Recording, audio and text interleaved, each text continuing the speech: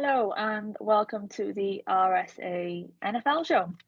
Um, we have a different look today. I'm hosting. I'm taking over from Ricky. Hope I don't mess it up. Hello. We'll see. First things first. Welcome to Simon and Ricky. Must be very happy, guys, from the weekend. Absolutely. Yeah, it was a good one. Yeah, Ricky's tired though after staying up late. Oh yes. Committed. Well, it's the Americans. They don't think about us, do they? No, think about they're not thinking of the rest of the world, are they? Especially put yours on as a late game as well yesterday. I know you were. They're easy. 6 o'clock. Good one on a Saturday night as well. I know, yeah. But yeah, like in today's show, what we're going to do is we're going to recap all the divisional round games that happened on the weekend. There was 4 good games, and a few went down to the wire, which is obviously what I wanted.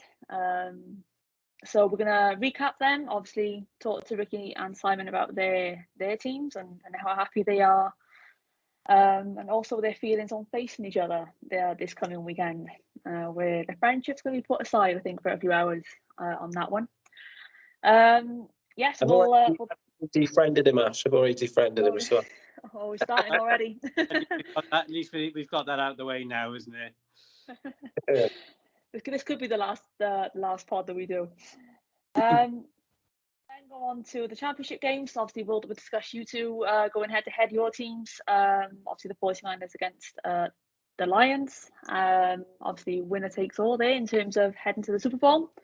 And then we'll talk on some any other business we think headlines that have cropped up this week.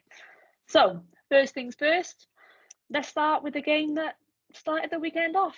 Simon, your Baltimore Ravens up against the Houston Texans team. I know you were a bit wary of playing with the form that CJ Stroud was in, but you must be happy with how your team performed. Your defense, Lamar Jackson was just unstoppable at times in that game. So yeah, what were your thoughts on your team? Yeah, and I think we had every reason to be a bit nervous of Houston coming in, because they showed exactly what they've been doing all year, and you see just how explosive they can be at pretty much at any time. I recall even in the second quarter where Houston had Stroud had a big connection to Nico Collins, and I thought, is this going to be the story of the game? Because they've seen what they've done against the Browns the week before, and with Marlon Humphrey, who's arguably our best quarterback now, he was down and out with injury, and I felt like he was going to be a big loss.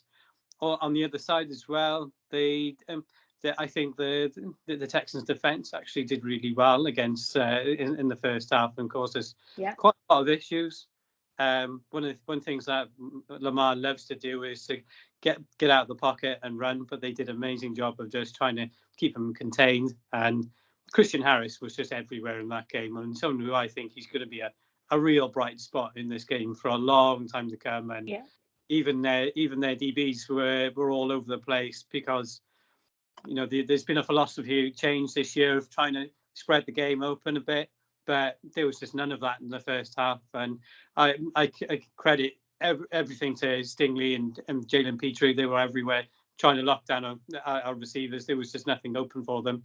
So yeah, it was a bit of a worry, and I thought the longer this carries on, the more issues we're going to have, and it could only just take one big play to blow this open. And lo and behold, going into the second half, right at the end, they got us with a good gut punch from Barry Sims, running it in through for a punt return for a touchdown, which I know for a special teams guy like John Harbaugh would have been an absolute gut wrench for him, and it was a gut wrench for I think for everyone really.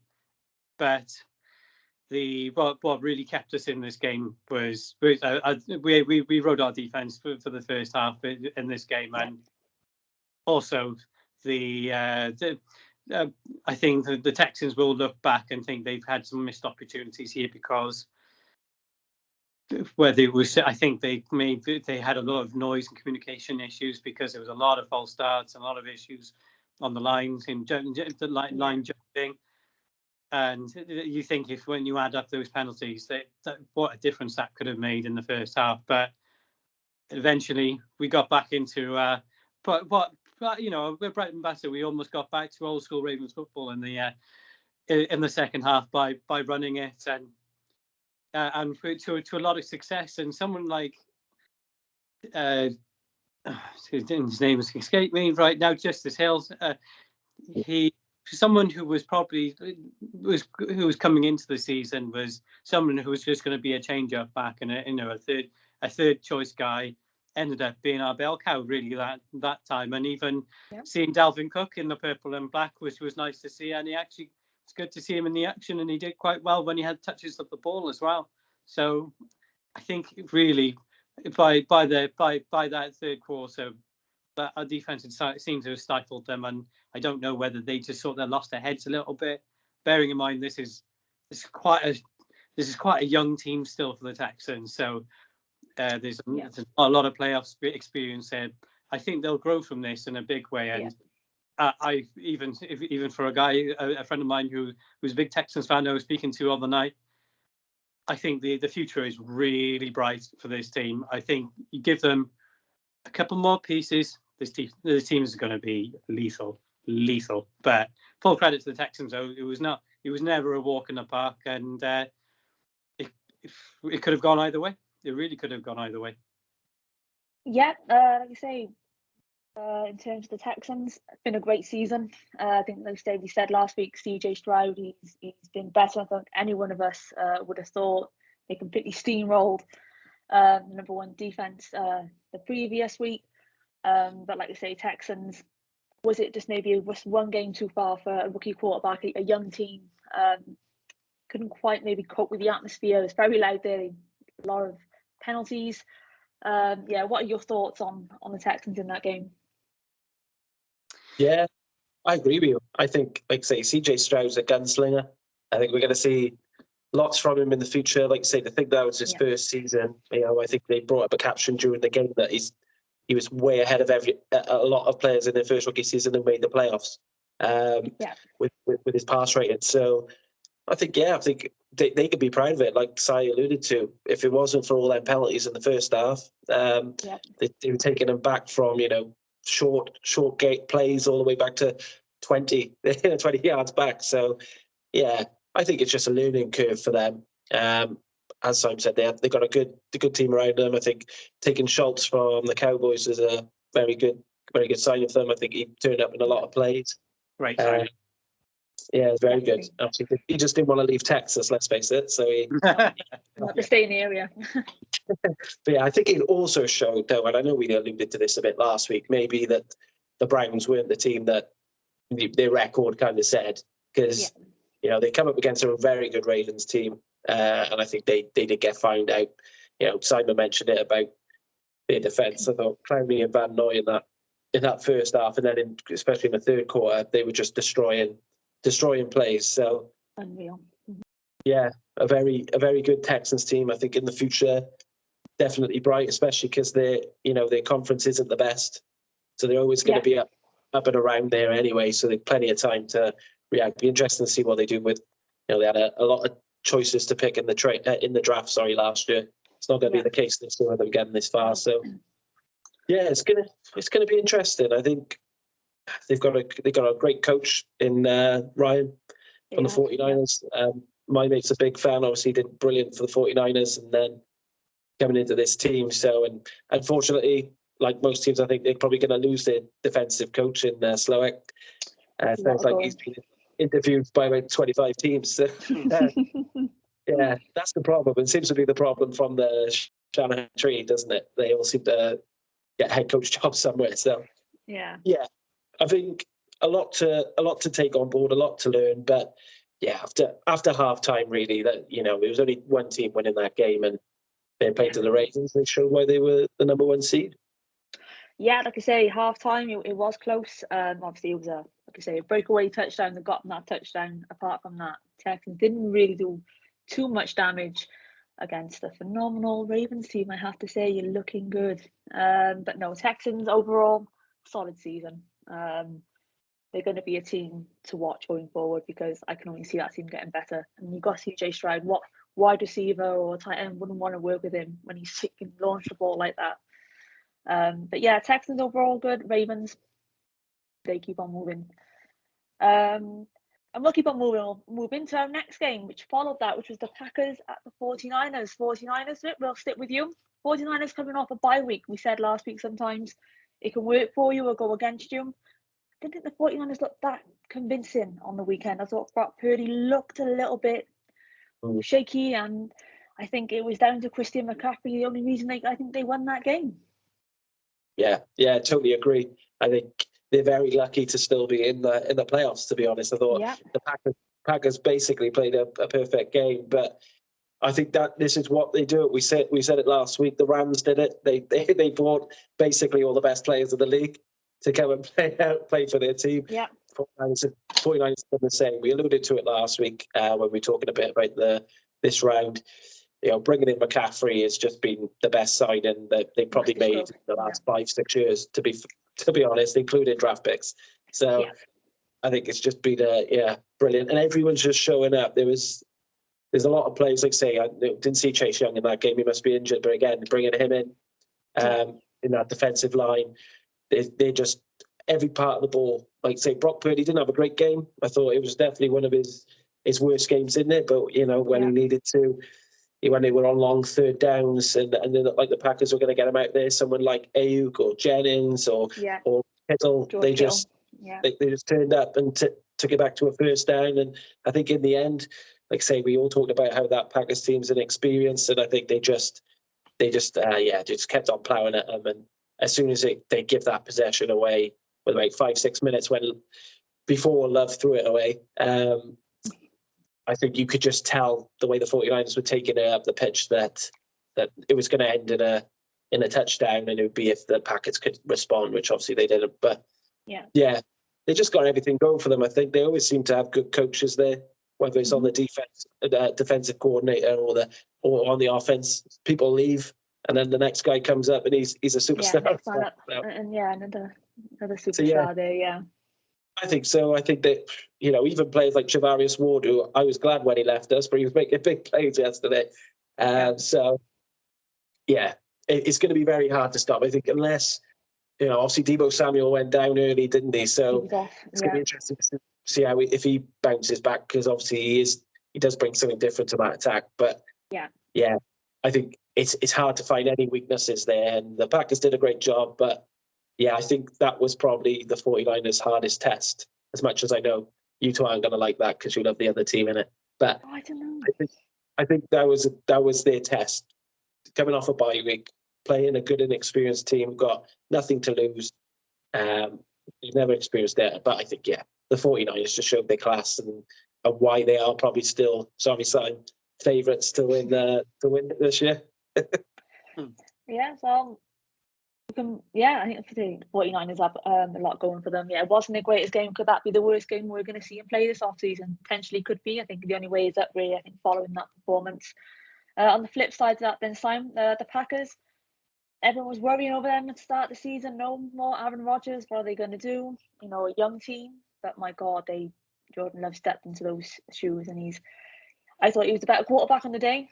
And the Packers left points on there. I think Matt LaFleur, there's 3-0 left, and they could have gone 6-0 up. He chose not to take the points and turned it over on downs, and San Francisco and get a touchdown. So Packers had a good game in that game. Jordan Love had a very good game.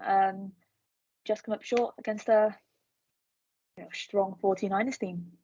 They did, and I totally agree with you. Purdy was definitely second best that day, and I felt like I just love the attitude of this team at the moment. And I feel like when they go back and look at the tape of this game, they're going to rue some of their chances and a lot of missed opportunities. Like, for instance, if Tucker Kraft had held on to that ball, would have Dre Greenlaw picked it off. And there was a questionable calls, that 4th and 1, if they'd gone for it and got it, could have that been a touchdown? It's small margins. Even Anders Carlson at the end, he muffed his field goal at the end. Yeah.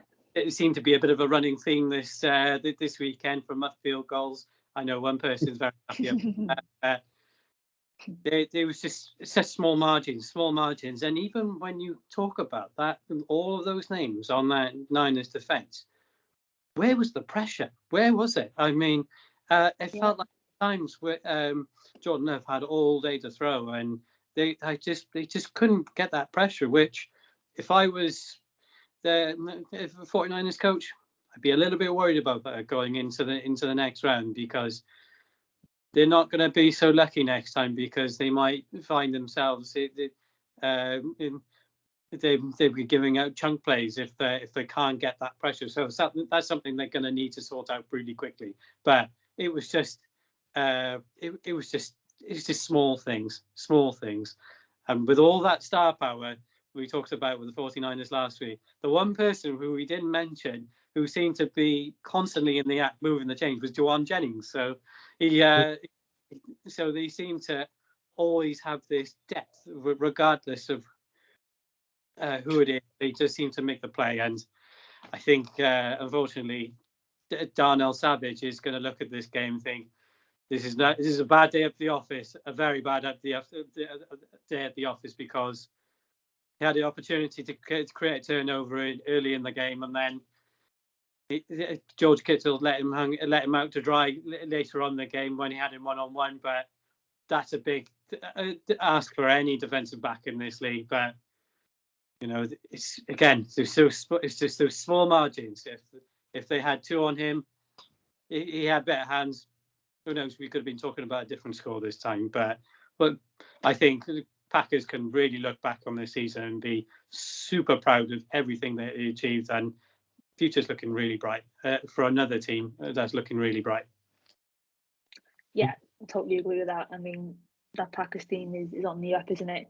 They say it's a young team. This team is probably going to stay together for a good couple of years, I'd imagine so, because of all the rookie contracts they've signed to. They're like good 4 or 5 years, aren't they? So they're a team that I think are definitely going to just get stronger. And yeah, I think they definitely left points out in that pitch on the weekend. I think it could have easily have been Packers going to play the Lions this upcoming weekend. It was very fine margins. I think Matt LaFleur might have a few sleepless nights this off-season, kicking himself not to go for that field goal. Pun not intended. But yeah, 49ers roll on, and that brings us to the next game. They're going to be up against the Lions. Now the Buccaneers travelled up to Detroit to take on a Lions team I think we've all kind of fallen in love a little bit with. I know I have. I'm completely on the Lions train here. Simon, we'll start with you on this one. Buccaneers were looking strong on defense going into this game. Baker Mayfield seemed to have a better season I think than anyone thought he was going to have, but Baker Mayfield does what he normally does, and so it was an interception at the wrong time. Yeah, and I think he's shown that. I think he falls into that danger category of, he's a playmaker, but then he's a risk taker at the same time as well. And yeah, it was just it wasn't quite working for them in the beginning, and I think both offenses were struggling a little bit because both defenses were playing so well, really, and then coming into the second half, they just seemed to explode into light then, which was brilliant. And yeah, and then it seemed like once the Tampa Bay had their backs against the wall, they really seemed to play better once they were under pressure. But it was just with all the good decisions he's made over this season, that was probably that was one that is just the backbreaker of this season. Yeah.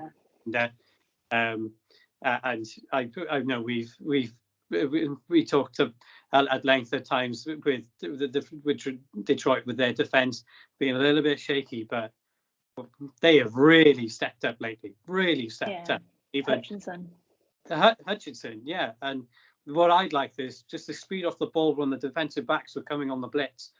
I think Tampa Bay really struggled with that. They were almost looking ahead at the front seven, thinking it's coming from there, but it's the guys on the sides who were coming in and causing the trouble. But it's just superb, absolutely superb. unfortunately, with all those big names, you talk about Tampa Bay, but it seemed to just. But what Todd Bowles was swearing by, really, they kind of let him down in the second half, and it seemed they'd almost didn't turn up really in the second half. It just seemed to be a very, very wide open game, but that's not taking anything away from Goff, who's probably playing the best football of his career at the moment. Yeah, completely agree. He's in form, Jared Goff. So, and Rick, talking about Lions team. Again, atmosphere was electric. Goff, his name was being chanted. They love him up there. He keeps taking this team to new heights. With each passing game, really. It was up against a tough defense with the Buccaneers. They're very good in the red zone. The Buccaneers, they don't give 9 touchdowns up. It took a while for, I think, Detroit to get into the game, but once they got that running game going, Jahmyr Gibbs and obviously some key passes to St. Brown. I mean, what a player he's turned out to be. You must be excited now if you're a Lions fan. Yeah, I think so. I think, like I said, it was 30 years since they reached the championship game. I think 91. Yeah. I think they said on commentary. So it's a long time, and I had Sue in the studio, and he didn't even make it that far in that good Lions team. So obviously, Jared Goff, there's a lot of question marks on him after he left the Rams. Obviously, losing Matthew Stafford, but I think he is. I think. I remember seeing him in one of his, not one of his first years for the Rams, but when he was linking up with Cup and he was linking up with Woods and players like that. And I thought, he's a real deal. But then he did just bottle it a bit. But he's come to Detroit, and it seems like I say, the fans seem to be on his side, and coach loves him, and I think that's showing in the way he's playing. So like you say, some of the plays they made, St. Brown is ridiculous, the stuff he can do, and he's just elusive. But for me, it was the little yards they made with Laporta. I thought he was there anytime he needed, just throw it off, because he's got pressure, pop it off to him, and he'd make that first down. And he's not fully fit either. No, he's only got one knee, hasn't he? So that shows how good he is at the moment. But I think that, most teams who are going to get far, they need a good tight end. They do. Si will mention it with the Ravens. I thought Likely had a great game, and he's coming for Andrews, and he's done well. You always need someone, obviously, with us is the obvious guy. But I think both sides of the ball, like you said, the way that the likes of Hutchinson and co were getting to Baker Mayfield on the corners was, he was getting sacked in that, I think, second or third, or every time I was looking. So it is. What I would worry about with the Lions, and especially going up against, we mentioned the likes of Ayuk, Jennings, McCaffrey, and Kittle. Cam Sutton had a terrible game, so he needs to sort every time. It looked like Mike Evans was beating. Game, didn't he was always on the wrong side of him, and strange things. So they do need the secondary do need to step up a bit, I think, against the 49ers if they're going to have a shot. But like you say, similar to what we said about the Packers and the Rams previously, and even the Bucks to a certain extent, I wasn't expecting any of these teams to be this far in the competition, and Dan Campbell seems to have got them playing well. But with the Bucks, what I would say is that yes, they're an amazing defense. We've seen that when they won the Super Bowl, but that the middle of it, obviously Devin White's young, but if you think Barrett and David, they were starting most times, they're getting on a bit now. And they're helped as well by the injuries they had at cornerback. Let's face it, with the likes of Teen going down and a few others. So the Lions were fantastic, don't get me wrong, and they're playing unbelievable. And for everyone, apart from me and Simon, who's not a neutral in this, I'm sure they all want the Lions to win it, especially now the Packers are gone. But I think they need to step up about 5 or 6 gears, even with the talent they have next week. Yeah, no, I mean, obviously 49ers it's going to be a step up from the Buccaneers, and it's going to be a big step up on playing the Buccaneers. But they're a team who's got a lot of confidence, and I think Dan Campbell has done a phenomenal job. He went in 3 years ago, and he's taken them from a losing season where they did win one game or no game. I don't really know. And it's really bad, and then he's just taken them. I mean, he deserves a lot of credit. And he said they're going to come out. They're going to they're going to bite you on the knees and you're going to do this and that. Yeah, then he's backed it up. And they might have thought he was a bit mad when he had his first press conference. But, oh, my God, he certainly walked the walk as well. So. Oh, yeah, he's backed it up, hasn't he? Yeah, you know, I'm loving what Detroit are doing. I wish them all the best in that game. We'll talk on it, you know, in a bit about that matchup. But first, let's talk about the final game of the weekend. The game of the weekend, I thought, Bills against Chiefs, Mahomes against Allen. It's a matchup I think we're becoming accustomed to see. Usually at Arrowhead. This time it was at the Bills ground. Rick, of your team, the Chiefs. That Mahomes and Kels was back. We discussed it last week. That secondary of the Bills is depleted. If Mahomes and Kels can match up there and exploit that, that's exactly what they did. Kels had a game, 2 touchdowns. You must be happy with what you've seen on that offense. Yeah, well, I think the offense, like we've talked about, really, him and Kelsey haven't clicked as much this season as they have in previous seasons. I'm not sure whether or not that's because he's relied on other people, but it was back to how I'm used to watching them two in the playoffs. You know, they obviously broke the record for Brady and Gronkowski as well. So they did, yeah. That was good for the season. And obviously he probably got outdone by another Kelsey during the game, but oh god, yeah. He was living life, wasn't he? He was having the time of his life up there, but it was nice to see someone else apart from Taylor Swift, so that was good. But I think that was important. But it's the pieces are coming together a bit. I think what was worrying when I was watching the first half, especially, was it looked like they could just run through us at will. Every run from Cook was 8-9 yards, and Josh Allen was finding people. So I was worried about it in the first half. I'm not going to lie. I thought, what's happened to our defense? Losing Willie Gay didn't help. But the second half, then he must have had a rocket at them because offense was fine, but defense seemed to step up. Bit gutting for Snead finally losing a touchdown on his corner. He hadn't done it all season, and then that happened from a worldy pass. So I can't really moan anything about that. But everything seems to be clicking a lot more than it was in the regular season. We've always, recently brought up on commentary, we've been winning games because of field goals from Butker, really. And yes, it's good to be able to rely on it, as I alluded to Simon with the years he's had Justin Tucker. But you need to be able to get touchdowns, especially against that Bills team. And yes, a depleted Bills team in some aspects, but I think we lost a few in the game too, when it up a bit. I think it's the other players for me. Obviously, Pacheco is like the run through walls. He's just unbelievable. Unbelievable player to have on that run game. Even Edmund Taylor did bits in that game. And Rashee Rice has been the guy for me. He's come in and he is just someone who could just pick up the ball, a bit like Smith-Schuster for me. Picks up the ball in the slot and he just goes. And people can't seem to stop him, even though it looks simple. Valdez Scantling had his best game I've seen. He took balls that he usually drops. So it was, I think it's coming together.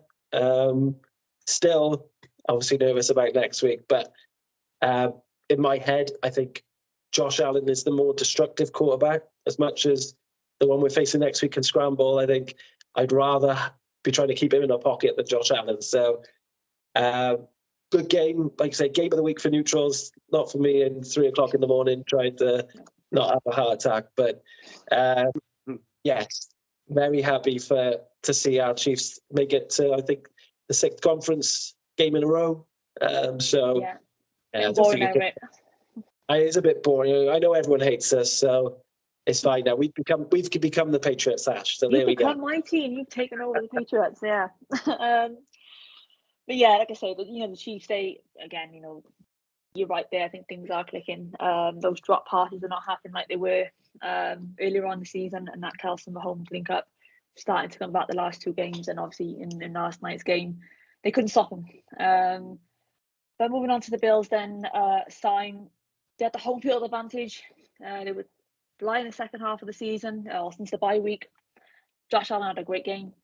She's their defense. A lot of injuries in that defense, that secondary, and the Bills exploited it. And obviously they missed the goal, the field kick at the end. The Bills, just come up short again against the Chiefs.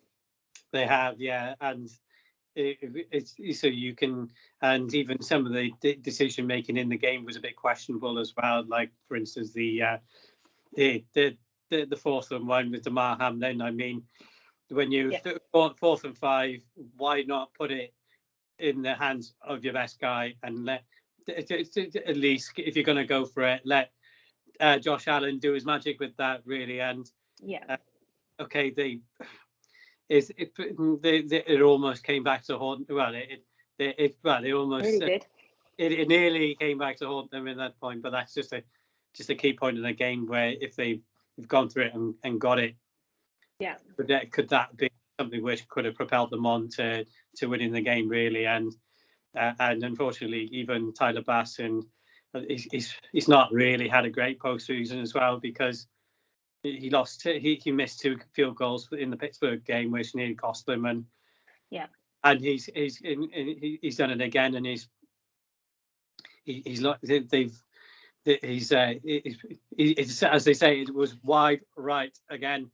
So it's just small decisions, and I feel like that was just bad calls. Just okay, you're trying to throw them off guard, but I think sometimes maybe he was just trying to be a little bit too clever and just try and put them into even if the Chiefs knew it was coming, at least go for it. At least even if it's just a quarterback run, or he tries to link up to one of his receivers. I'll always, in that position, when the season's on the line, put it in the hands of your best player. And you know, they've done well to mask some of the issues they've had on injuries, but I think one of the overarching things for me is, unfortunately, it was just poor decision making, really, really poor decision making. And I know they're probably going to look back on that and maybe regret that call a little bit, because that could have been massive if they got in and got a touchdown off that. Yeah, you're right. I think the Bills, definitely questions over some of those calls. Why not put in Josh Allen's hands? But you're not stopping him. You're not. When he goes on one of those runs, he can easily pick up those yards. I agree with you there, Simon. I think the Bills will definitely rue some of those decisions that were made in that game. And like I say, when it could have gone into overtime, but Tyler Bass missed again. And the Chiefs march on. We're going to move us on to the championship games that are coming up on the weekend. So we're going to start off with the big game, Chiefs against the Ravens, aka Simon against Ricky. A game I can't wait for. A game that's going to be tough to call. Obviously, Ravens got the home field advantage. I think the the Chiefs are going to come up against a much stronger defense. I can't see Kels having that room as in that secondary like he did in that Bills game, which really kind of give them that win. So I'm going to start with Ricky on this one, because you're the away team. How are you feeling traveling up to Baltimore and facing, I think, is a team that I fancy him to win it all, if I'm honest. I think this Ravens team is special. I mean, Lamar Jackson is he's unplayable. I tell you, he's just I don't know, he's just phenomenal. Yeah, it's a weird one. I'm not as confident as I usually am when I play the Ravens. But, no. I'm usually thinking just keep about a field goal range, but this time, but yeah, no, I think it's a strange one. I think people have been writing us off really since of our own regard, really, because the end of the season wasn't very good. We lost a lot of games. Okay, some against big teams, some against people we should be beating. So I think we were written off. I think if we were going to Miami, I think we'd have been written off. I think everyone knows they don't play well cold, but I think we'd been written off in that. We were obviously written off in the Bills game because everyone was saying Mahomes can't travel. He'd never had to do it before. Obviously I have respect for this Baltimore team, and I've said all along I thought they were going to get through to the Super Bowl. But I don't know, starting to change a bit now. I am confident and I'm not confident. I'll have a lot of beers by the time this game is on. You and me both. I'm away this weekend, so I'll be making the most of it. But they've got to click, like you said. They're not going to have the space that they had in Buffalo. The secondary from the Ravens has always been very good. So I think that's one part of the team that has always been good. And like I mentioned when I was speaking about the game this week, they've got to show protection against Clowney and Van Noy and players coming out like Queen and Rockon Smith as well. Because as good as our offensive line in the centre is, what's his chops that we got? Donovan Smith from the Bucks. I don't know. We might be going towards the end of him, I think. And I really don't like Joanne Taylor on the other side. So if they send people his way, he does love a hold. So that will be the issue with that. So yes, Kelsey's going to have to work harder because I'm sure he's going to be doubled up in this game. And it will be the likes of Valdez Scantling, Rashee Rice, obviously Pacheco on the run game. We saw there was a non-existent run game for the Texans because of the Ravens defense. So we've got a better running back, but still, I think, it's going to be nervy. The Ravens are probably the most confident they've been probably in about 6-7 years since Lamar was last really playing his best game. So, I don't know. If I'm going to call it, I'm obviously not going to go against the Chiefs, so I'm going to say Chiefs win. You've got to back your own. I'm obviously going to back my own. But I think this game is probably going to be very similar to the Bills game in that it's going to be in the fourth quarter and it's going to be whoever defensively doesn't make a mistake is going to come away and win this game, I think. Yeah, multiple lead changes I think are going to happen in this game like it did in the Bills game. You've got two stellar quarterbacks coming up against each other. Simon, obviously, how are you feeling going into this game? Obviously, I wouldn't mind seeing a bit more, I think, of Gus Edwards in this game. I think the run game. I think if you're the Ravens and you've seen that game yesterday and you've seen the way Josh Allen and that defensive line, surely you're going to want to get Gus Edwards involved a bit more in this game. Yeah, because Gus Edwards is our bruiser and he's the one who's going to he's the one who's going to take lumps out of the defense, and whereas just Kelly, he's going to outrun you. He's probably not going to outmuscle you. So really, Gus Edwards has got to be our main target in this as well, because it's just keeping that. It's for us. It will be keeping Pat Mahomes on the sideline, probably a similar approach to what we saw in the second half of the Houston game is consuming time, is wearing the defense down, and then bringing the rest of the offense in then off the back of the running game. And I think even you mentioned that Likely as well, who really has been one of our unsung heroes really this year, that stepping in for Mark Andrews. Is he fit? He's back on the weekend, If he's back, great. He's probably going to take a few snaps to get him back up to game speed. Is a hell of a game to come back into, but having both is better than not having any. So we're going to be relying on it. And are we going to go back to trying to air it out? I don't know, but we'll see. But I think it's going to be very much a sort of a game control type of approach. Hopefully that M&T Bank Stadium can bring the noise again like they did last week. But I think one of the areas of concern will be, it's just where there are times when if something doesn't quite go right, Lamar Jackson does have this tendency to, sometimes might lose his head, and whether this is going to be the biggest game of his career now. We've never got this far with Lamar, whereas Mahomes, he's been there, he's done it, he's got the t-shirt. Yeah. Can he handle that pressure? And if a couple of plays don't start to work out, can he keep his composure? I think that's going to be massive. Yeah. Chiefs, you're going to have to bring that pressure for somewhere, because it wasn't really there in the Buffalo game. So I think Chris Jones is going to have to rally his running mates to bring some heat in this game just to keep us off balance. But I think, like you said, it's going to be a game where it's just going to be back and forth, and maybe it's going to come down to the last possession. I think that's what we're hoping. So. as a as fans, but as slightly unbiased as well. It's a neutral. It's disagree, exactly Si, what but- I want.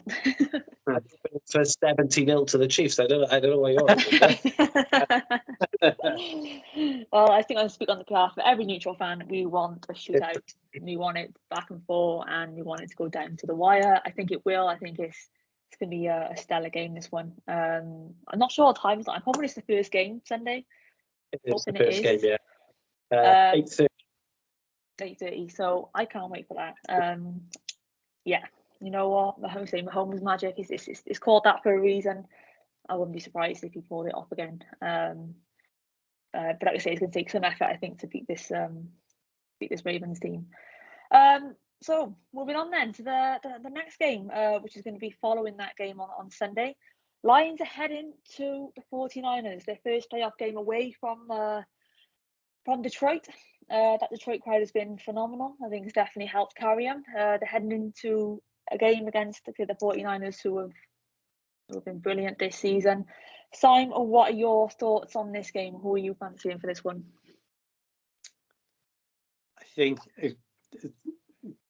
it's a head and a heart moment, this, because my head says 49ers have probably got they've got more in their artillery to overcome the Lions, but I've been well and truly on board with the Motor City Magic lately, and I think what will be key for them is their offensive line, which has probably been the best in the league this year. It got a bit banged up on the weekend, and what's the status of Frank Ragnow and Jonah Jackson? Are they going to be fit to go? Because they're going to really need these guys that front seven this week, and I'm sure they don't. 49ers don't have bad back-to-back games with the defense. They'll normally brush it up, which I think is going to be the key area for me, to be honest. But it's the tune we've been singing all year, which is Run CMC. So I think McCaffrey got another big game ahead of him. But Deebo Samuel, where is he? Is he going to be fit? Is he going to be good to go? 50-50 they said today. So 50, yeah. I think they're going to have Deebo Samuel as a running mate as well, because both sides there's just weapons on both sides, isn't there? Both of the sides they've got weapons, but I think where the Lions are going to be is, I think they're going to, if they got any chance of winning this game, really, they're going to have to sort of get out early and get out the blocks flat, not play from behind. If they do that, I think they're in big trouble. But I'm my head, as I said, 49. I think 49ers do get the nod on this one, but it's just been. I just hope that this Lions magic doesn't end. No, I agree. I'm with you on this. I'm rooting for the Lions. Is it a step too far, a game too far? Potentially. They need to get Montgomery involved more than they did in the game on the weekend. I think that's for sure. I think he had quite a quiet game for his standards. Rick, what about you? What do you think? I think you are thinking of the 49ers in this game from what you said earlier. Do you think the Lions can make it a close game? Detroit. I think Detroit will be ahead for at least 2 minutes. But generous. You can never say never. And obviously, the Packers again, like many teams have this weekend, they've shown the blueprint of how you can do it. Yeah. They need to be pressuring Brock Purdy, because if you give him time, it's going to be easy for him. But yeah, I was thinking in my head, but the 49ers got the best linebackers probably in the league, and I was thinking, and they've got the best this in the league and the best that. It's just it's hard not to think they're going to do it. I just think they just what the Rams did, and we see how successful then they were, and it's all or nothing this season really for 49ers, as we said last week. So I think so. I think, don't get me wrong, Detroit, everyone's going to want Detroit to win. I know me and Simon are going to want Detroit to win, because I'd rather face them at the Super Bowl than the 49ers, but as well. But yeah, they're going to have to do so much more. They're going to, like you said about Montgomery, they're going to have to somehow get the running game going, because they're not going to win it without that. No. Because the 49ers running game is going to be fine, with McCaffrey, as no issues. as long as he doesn't go down. Then, because that's the only thing we can save him is an injury to him, because he does get him quite a lot. But I just think it's just going to be tough. Everyone's going to want Detroit to win. The pressure's on the 49ers, like it has been all the way through. The pressure's not on Detroit. They've really overachieved to get to where they are. So, yeah, that's good. But yeah, whether these players can play the same way is a big step up. I've said it.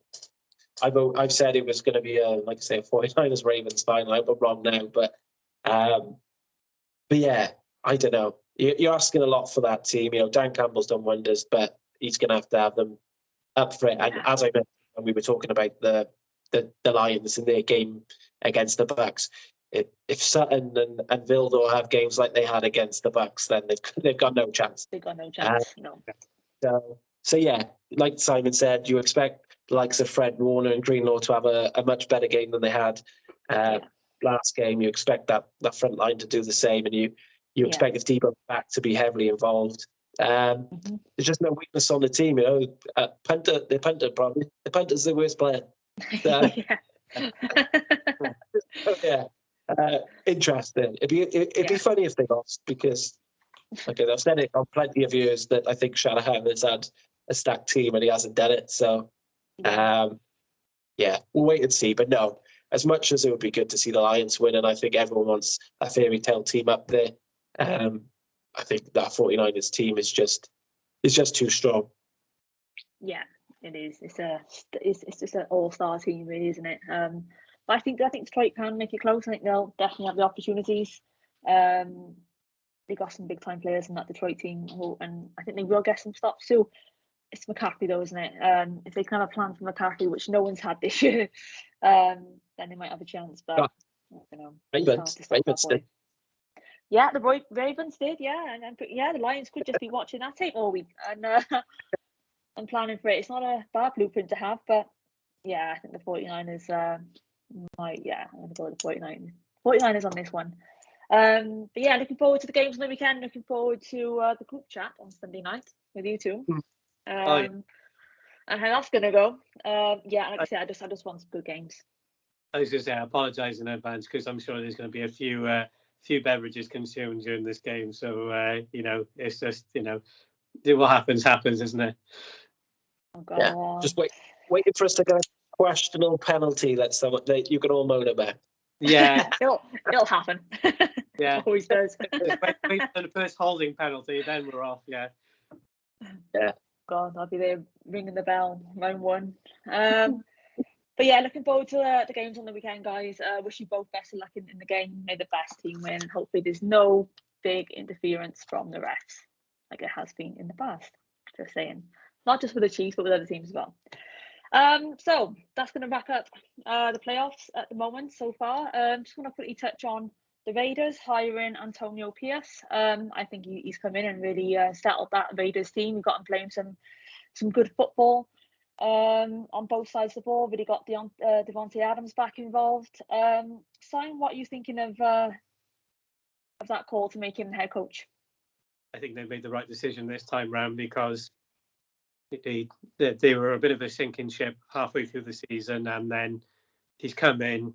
It was and there was a little bit of umming and ahhing. They brought in McDaniels, and it just didn't work, and it just felt like there was a little bit of dissent in the locker room. He's come in, he's very much a player's kind of coach, and I think they can be really quite satisfied with the result they ended with, really. And I think he's well and truly in this position.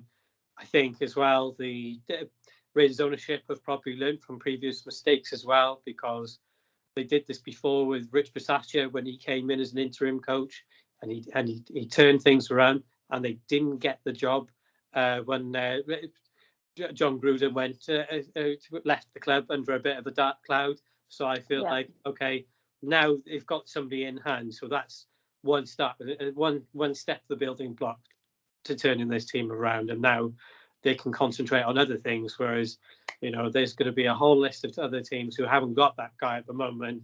And that is, I think, even now having a guy such an early stage in this transition in the off season, I think is a big start. It's a big start.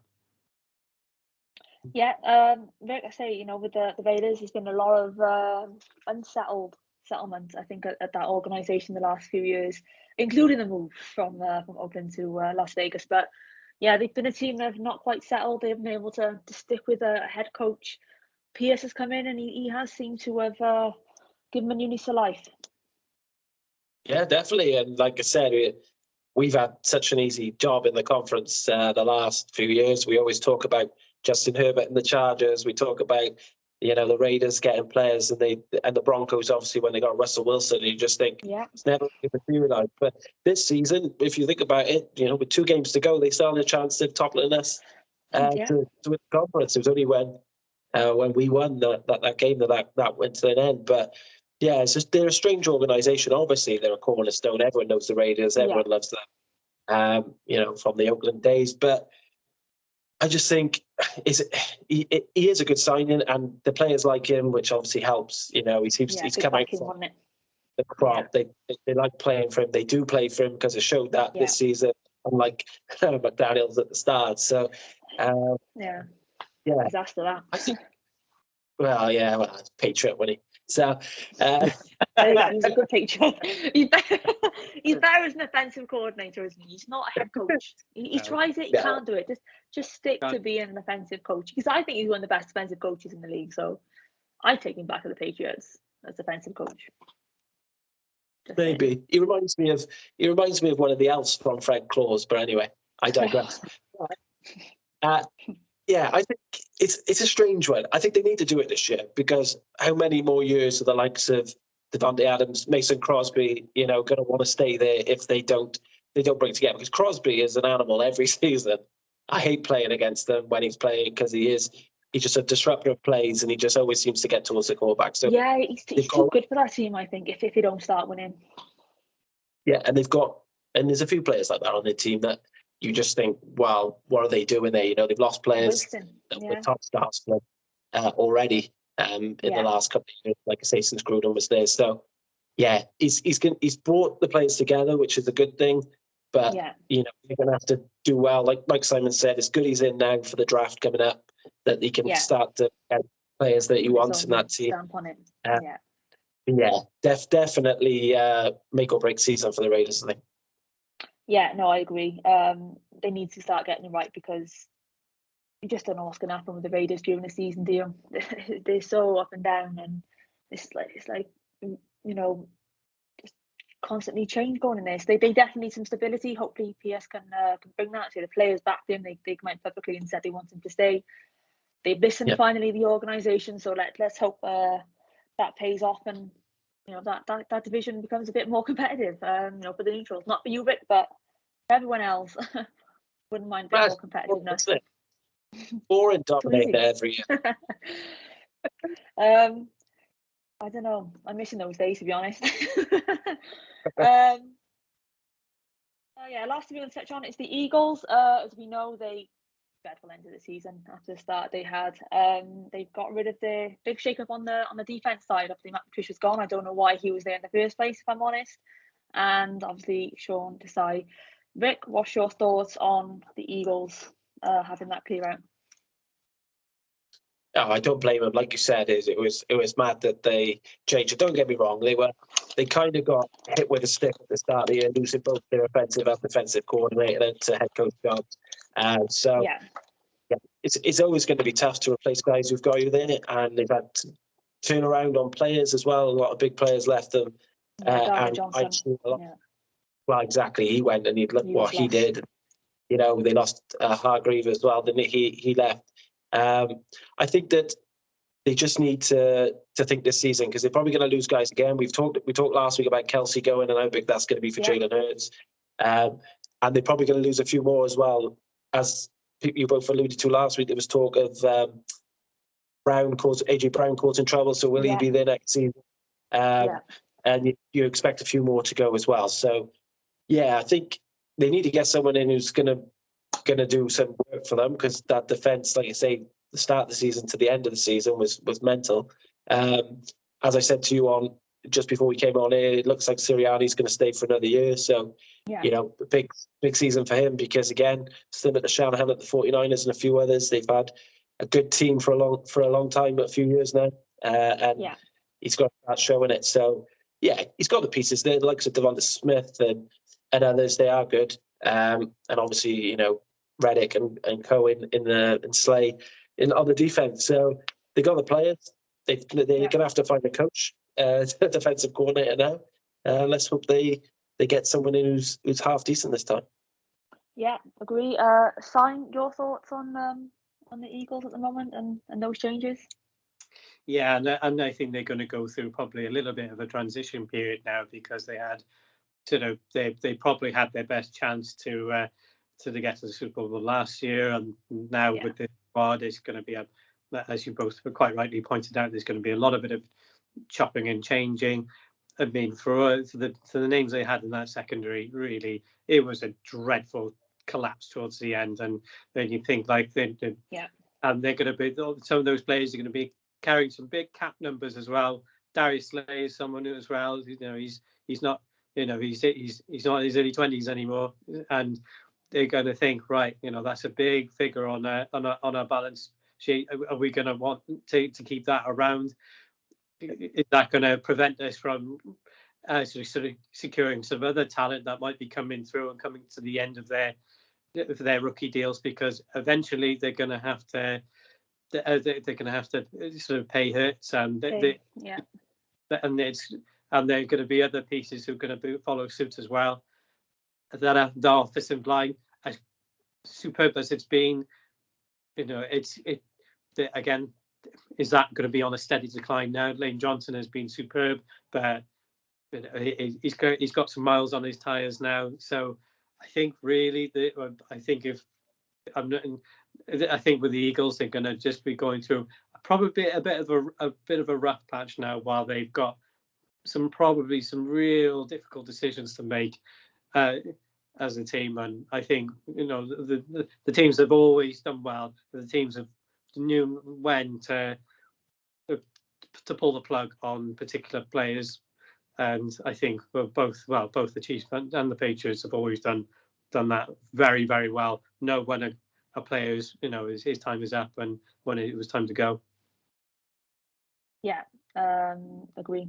I think that Eagles team have got a lot of soul searching. We said last week is off season, a lot of decisions to be made from the board, and it's obviously going to start with this clear out now with on the defense. So yeah, it'd be interesting to see what they do in the off season.